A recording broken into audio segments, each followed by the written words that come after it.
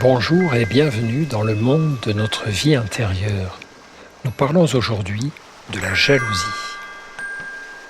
Il s'arrêta pour réfléchir, regardant le passé avec des yeux inquiets. Puis une révolte surgit en lui contre lui-même, contre cette honteuse insinuation du moi défiant, du moi jaloux, du moi méchant que nous portons tous. Il se blâma, il s'accusa, il s'injuria, tout en se rappelant les visites, les allures de cet ami que sa femme appréciait tant et qu'elle expulsa sans raison sérieuse. Est-ce que... Mais non. Et Bondel se déclara qu'il s'avilissait lui-même en songeant à des choses pareilles. Oui, il s'avilissait sans aucun doute. Mais il ne pouvait s'empêcher de songer à cela et il se demanda avec terreur si cette idée entrée en lui n'allait pas y demeurer. S'il n'avait pas là, dans le cœur, la larve d'un long tourment. Guy de Maupassant, L'épreuve.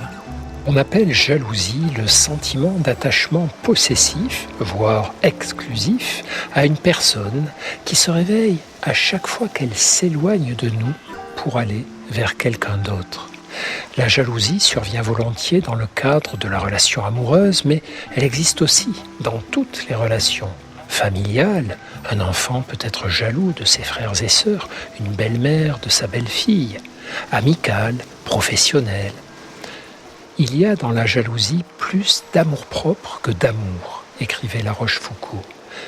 Car, même si les jaloux excessifs se réclament de l'amour, je réagis comme ça parce que je tiens à toi, les causes de leur jalousie sont à chercher plus souvent en eux-mêmes que dans le comportement de la personne qu'ils disent aimer. Le manque d'estime de soi est ainsi une des clés de la jalousie. C'est parce que le jaloux n'est pas sûr de lui qu'il remplace la confiance par la surveillance. Il n'arrive pas à se dire « j'ai assez de qualité pour retenir l'autre » ou pour lui donner envie de revenir après s'être éloigné. Si la jalousie se traduit simplement par le désir de se rapprocher de la personne dont on veut garder les faveurs, elle ne pose pas de problème. Mais si elle se transforme en agressivité envers la personne aimée ou la personne intruse, on entre dans la jalousie maladive. La jalousie est pourtant au départ un phénomène normal. Elle existe chez l'humain en tant que réflexe de défense de ses liens affectifs proches.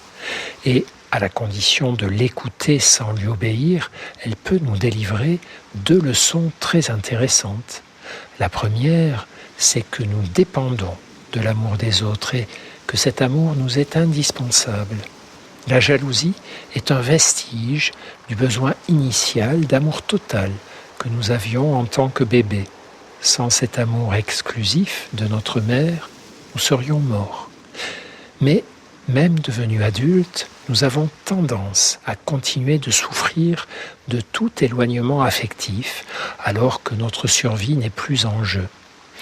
La jalousie peut nous apprendre à accepter ces immenses besoins d'amour et à les satisfaire non en nous focalisant sur une seule personne, mais en développant des liens affectifs variés, amoureux, amicaux, de camaraderie, etc. La seconde leçon de la jalousie, c'est qu'en voulant asservir l'amour qu'on nous porte, on le tue. À la fin, on n'aime plus les jaloux, on les redoute. La jalousie doit nous apprendre la tolérance. N'exigeons pas des autres un amour exclusif. Notre conjoint a le droit d'avoir des complicités avec d'autres que nous. Nos enfants ont le droit de nous quitter. Nos amis ont le droit d'avoir d'autres amis. Gide écrivait « Je ne veux pas être aimé, je veux être préféré ». Belle manière de résumer nos attentes. Et pourquoi pas, mais abstenons-nous de franchir la marche de trop.